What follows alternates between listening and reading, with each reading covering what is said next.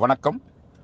நான் 2 தரப்புக்கு ஒரு கோரிக்கை வைக்கிறேன். முதல் தரப்பு காவல்துறை அதிகாரிகளுக்கு, 2வது தரப்பு என்னுடைய மைவித்திரி மக்களுக்கு. முதலாவது கோரிக்கை காவல்துறை அதிகாரிகளுக்கு. ஐயா, இன்னைக்கு ஒரு நிகழ்வு நடந்துட்டு இருக்கு. இந்த நிகழ்வுக்கு எந்த விதத்திலையும் நிறுவனமோ மக்களோ காரணம் இல்லை.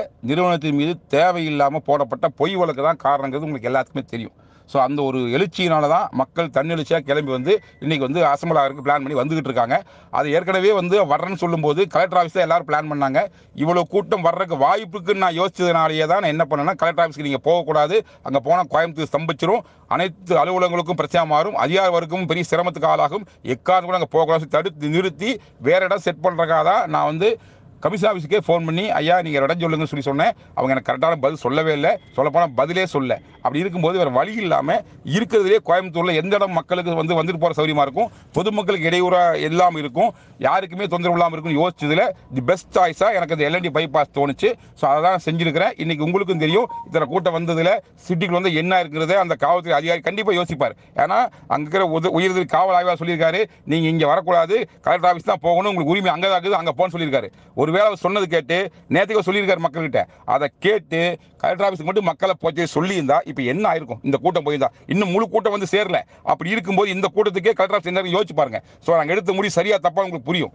நான் வந்து உண்மையிலுமே சமூக அக்கறையோட மக்கள் எந்த விதத்திலையும் பாதிக்கூடாதுங்கிற எண்ணத்தோட சொல்லியிருக்கேன். நிச்சயமாக கம்பெனிக்கு ஆதரவாக கலெக்டர் ஆஃபீஸ் தான் போயிருக்கணும். அப்போ தான் இந்த நியூஸ் பெரிய லெவலில் ஃபிளாஷ் ஆகும். இது வரைக்கும் நம்ம நியூஸ் சேனல் கூட யாரும் கூப்பிடல. ஏன்னா அது நம்ம நோக்கம் கிடையாது. அதிகாரி வர்க்கத்துக்கு நம்முடைய வருத்தத்தை சொல்றதுக்கு மக்கள் ஆசைப்பட்டாங்க. அது இடத்த காமிக்கணும்னு சொல்லி தான் நான் அந்த இடத்த காமிச்சினே ஒழிய மற்றபடி எந்த விஷயத்தையும் முன்பு நடத்தவே இல்லை. இன்னும் சொல்ல போனால் என் ஃபோன் தொடர்ந்து சுவிட்ச் ஆஃப் இருக்கு. ஏன்னா எனக்கு கால் பண்ணி சார் அங்கே வரட்டுமா கேட்கும்போது நான் என்ன பதில் சொல்லணும் தெரியாம தான் நான் யாருக்குமே கம்யூனிகேட் பண்ணக்கூடாது சொல்லி என் ஃபோன் சுவிட்ச் ஆஃப் பண்ணியிருக்கேன். இன்னும் சொல்ல போனால் நேற்றுக்கு நைட் என் டைரக்டர் எல்லாம் நம்ம சுவிட்ச் ஆஃப் பண்ணிருக்கேன். ஏன்னா யாரும் ஃபோன் பண்ணி நான் வர்றேன்னு சொல்லி சொல்லக்கூடாது, அதுக்கு நீங்கள் ஆதரவு கொடுக்கக்கூடாது, யார் வர்றாங்களா வரட்டு சொல்லிட்டு நேற்று நைட் இருந்து என்னோட டைரக்டர்ஸ் பூரா ஃபோன் சுவிட்ச் ஆஃப் பண்ண சொன்னேன். அந்த அளவுக்கு சென்சிட்டிவான சுச்சுவேஷனை கரெக்டாக கையாளன்னு சொல்லிட்டு சமயோஜி புஜியோ செயல்படுற எங்களை பார்த்து நீங்கள் என்ன சொல்கிறீங்க, நாங்கள் தப்பு பண்ணுறோன்னு சொல்கிறீங்க, இது தேவையில்லாமல் பண்ண சொல்கிறீங்க. இன்னும் சொல்ல போனால் ஒரு அதிகாரி என்ன பண்ணிக்காருன்னா, இந்த மாதிரி வந்து திலவதி தலைமையில் ஒரு 500 பேர் கூட போகிறாங்க. திலவதிக்கு இதுக்கு என்னங்க சம்பந்தம்? இங்கே வந்துக்கிற 10,000 பேர் திலவதி ஒரு ஆள், அவ்வளோதானே ஒழிய மற்ற திலவதிக்கு இந்த ஆர்ப்பாட்டத்துக்கு என்ன சம்பந்தம், இந்த ஒரு எழுச்சிக்கு என்ன சம்பந்தம்? ஏன்னா இந்த மாதிரி சம்பவம் நடக்குது. அந்த எல்என்டி பைபாஸை முடிவு பண்ணதுக்கப்புறம் நான் சொல்லியிருந்தேன் மக்கள்கிட்ட, ஐயா அங்கே லோக்கல் இருக்கிறவங்க தயவு செஞ்சு போய் லோக்கல் ஸ்டேஷனுக்கு தகவல் சொல்லிடுங்க, இதில் வராமல் சொல்லி தகவல் சொல்லிட்டு பாதுகாப்பு கொடுங்க சொல்லி கேட்டு வாங்கன்னு சொல்லி அனுப்பிவிட்டேன். அப்படி வந்து ஒரு 10-40 பேர்த்தில் ஒரு ஆளை சூஸ் பண்ணி அவங்க டார்கெட் பண்ணி நீங்கள் டார்ச்சர் பண்ணுறது எந்த விதத்திலும் நியாயம் இல்லை. ஏன்னா உங்களுக்கு தகவல் சொல்லாமட்டா லாஸ்ட் மூமெண்ட் தெரியும் போது எவ்வளோ சிரமத்துக்கு ஆளாக எனக்கு தெரியும். அதுக்கு வேண்டியதான் நான் தகவலே சொல்ல சொன்னேன். அப்படி சொன்னது தப்பா? அப்படி சொல்ல வந்தவங்களை டார்ச்சர் பண்ணுவீங்களா நீங்கள்? சரி, நீங்கள் என்னவா பண்ணுங்க, ஆனால் நீங்கள் பண்ண சரியாக நினச்சிட்டு பண்ணுங்க.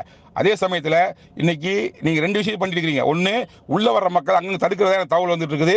இது மிகப்பெரிய தவறு. ஏன்னா உள்ள அமைதியாக கூட்டிட்டு தன்னோட கோரிக்கையை வலியுறுத்திட்டு மாவட்ட ஆட்சியை சந்திச்சு தன்னோட தகவலை என்ன நினைக்கிறாங்க சொல்லிட்டு கலைஞ்சு போறதுக்கு மக்கள் தயாராக இருக்கும்போது நீங்க அங்கங்க தடுத்து விட்டீங்கன்னா அவங்களை கம்யூனிகேட் பண்ண முடியாமல் போகும்போது அவர்கள் அடுத்து என்ன செய்வாங்க தெரியாது.